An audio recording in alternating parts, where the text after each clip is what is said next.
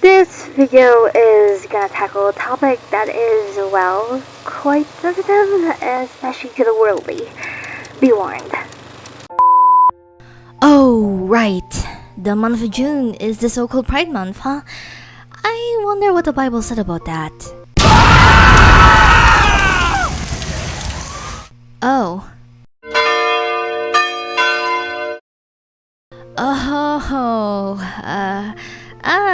Right. I see. I remember now. The biblical events and verses that the worldly people today desperately claim to be both mistranslated and misunderstood for some reason. Hint, they wanna be the so-called bosses of their lives or something. Mistranslated and misunderstood, huh? I wonder where they got that from. Something small that completely changed the course of history. The year was 1946, when the mistranslation of one word has changed the lives of millions of people. It was the year that this happened. This was the committee who finalized the Revised Standard Version of the Bible. When they got to Corinthians, they made a pretty crucial decision. They decided to put the word homosexuality in the Bible for the first time, creating what is now the most highly quoted biblical evidence against homosexuality. This was not an updated translation of the original text. Homosexual was used in lieu of these Greek words. As researchers today quite unanimously agree, these words translate far more closely to the word pervert. This committee made a very deliberate decision when they changed a word from a text that they believed to be divinely inspired. And just because in their minds they had linked homosexuality with perversion. And even without being a linguist, we can understand how absurd this translation would be. There could not have been a word in biblical times that loosely translates to homosexuality because we did not have a word for that sexual orientation back then. And in fact, the committee even recognized and fixed its mistake. When it was brought to their attention, the head of the committee acknowledged it as a grave error on their part and ordered a new revised version of their revised version. But by then, the initial version had already gone to print, and it would be 25 years before homosexual was changed to pervert. The Revised Standard Version of the Bible remains the most globally spread version, because in those 25 years, further translations were made of that edition, spreading a global anti-gay movement within the Christian community. One study found that more than 45,000 churches still preach homosexuality as a sin while quoting from this mistranslated passage. Kathy Baldock and Ed Oxford have dedicated their lives to researching this moment in history and bringing it to life. Documentaries such as 1946 The Movie have equally aimed to spread awareness on this mistranslation, because it should go without saying that it has had some detrimental and dire impacts on people's lives. And as the documentary says, this is not meant to be an attack on Christianity nor on the Bible. But I personally believe that whether ill-intentioned or not, this committee should be held accountable for the tradition of hatred and intolerance that this deliberate mistranslation not only endorsed, but it inspired. Please watch the documentary or read the research and do what's in your power to correct this mistake. Whether sexual orientation or religion, there should be no room for intolerance. This world needs more compassion and compassionate education. Lady? You do know that the term homosexuality didn't exist yet when the original authors of the Bible, Moses, Ezra, Matthew, Luke, Mark, John, Paul, etc., penned everything down, right? I mean, no offense, but common sense, yeah?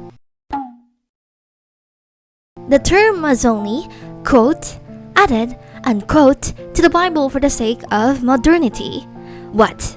Do you want to suffer a nasty migraine while reading Old English, Ancient Hebrew, Koine Greek? And no matter how much you and the others desperately cling to the idea that a grave mistake with the translation was made, that doesn't mean that the idea was never in the Bible in the first place. Oh, go ahead and read 1 Corinthians chapter 6 verses 9 to 10 in the King James Version then. The Geneva Bible, the William Tyndale Bible, and the Great Bible too. How about this? If you have a friend that can speak a language other than English, can you please perhaps ask them to read a given verse and translate it for you? Oh, wait, they share the same idea but with the usage of different words? Oh my! How shocking! Let's then turn to the other cheek! Look, before you curse me, I'll have you know that some of my college pals are gay people. However, unlike the mean ones that I kept on encountering on social media, they're not against the teachings of the Bible. In fact, they're not even dating anyone from the same anyone with the same biological characteristics. They're just either too masculine or too feminine, even though they're not supposed to act like that. Anyway, let's jump right in.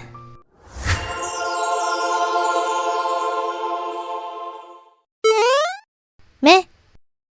Hello everyone, welcome back to another video and the 5th episode of Godly Rules and Teachings That We Unknowingly Break Every Single Day. My name is Yuri, and that's what you can tell, I'm a Christian YouTuber.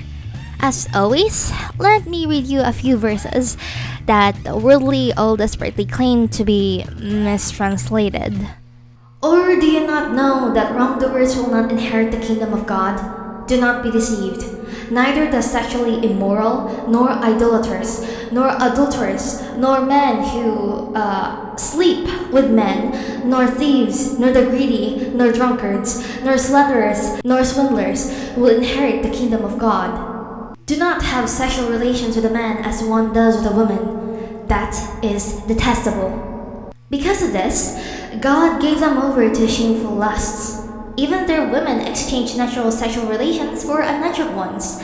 In the same way, the men also abandoned natural relations with women and were inflamed with lust for one another.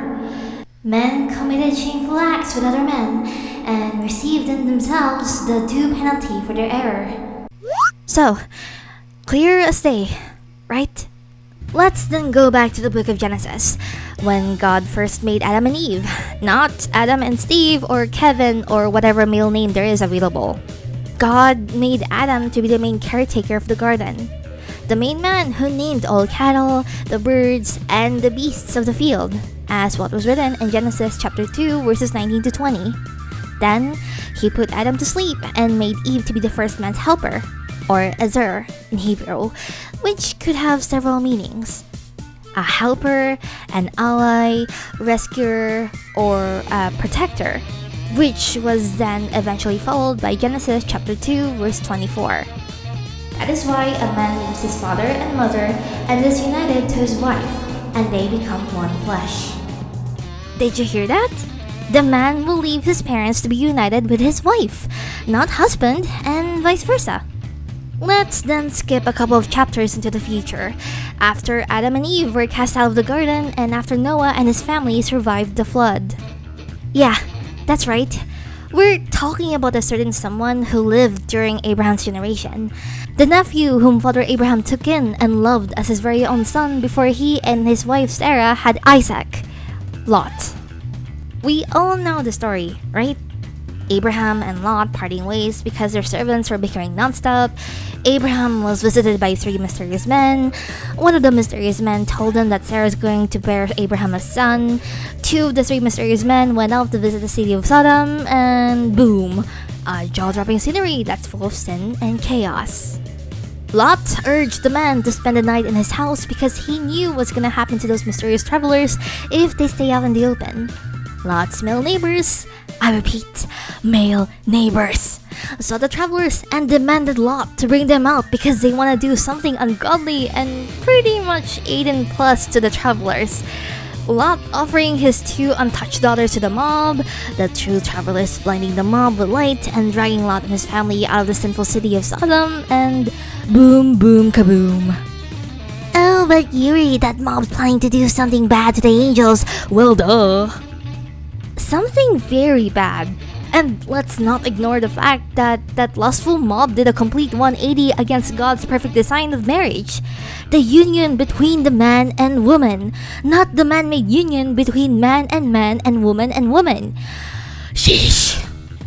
What's the name of the city that Lot lived in again? Sodom? Right, very good. What's the word formed from that again? Sodomy. Correct. Now look it up. Dig deeper. You know, The more videos that show people celebrating the so-called Pride Month, the more I realize that they're celebrating the first ever sin that was, well, made. Ever. It's not the disobedience that Adam and Eve have committed when they ate the fruit. It's not the end that Cain gave his brother Abel because of jealousy. That's right. Pride. I know that you've heard the story of how the once beautiful angel who was thrown out of heaven with his own army of angels, of how he managed to see a glimpse of his beauty and immediately felt prideful enough that he stupidly thought that he could overthrow and become God. See that? Before the fall of Adam and Eve came the fall of a prideful ex-high angel. People today are celebrating the sin that caused that? Oh no. Yuri, it's called pride because we don't have to live in shame anymore. Because we've already accepted who we are in the open. Yeah, sure. Accept the lie that bound you away from the truth, that is. Just, did you skip biology class? Did you even look at an anatomical model? Phew, okay then. Let's take a quick dive into the history of this, Pride Month. According to my research, the Pride Month is basically a commemorative celebration of the Stonewall riots that happened back in 1969. A chaotic uprising that was caused by the unexpected police raid that shocked the customers of a Greenwich Village gay club. It's also written that things became quite heated when the New York City police violently hauled both the employees and patrons of the bar, which eventually led to 6 days of protests and riots. So basically, this police raid, with a warrant, mind you, only happened because of the fact that the people within that bar were drinking alcohol, even though there was an active liquor ban in the works, plus a policy that doesn't allow cross-dressing. Yeah, they've basically broken the rules. Unfortunately, play stupid games, win stupid prizes, as what I've heard others say. Things only became heated when both the onlookers and the unarrested bar patrons refused to leave the scene and let the police handle the situation like the professionals that they were. Oh, let's not forget the fact that most, if not all, of the arrested people were drunk, so violence was unfortunately not out of the question. So, if we're gonna add the Stonewall riots to the picture, then I'm sorry, but this so-called Pride Month is a celebration of nothing but chaos. Unlawful, unnatural, and ungodly chaos.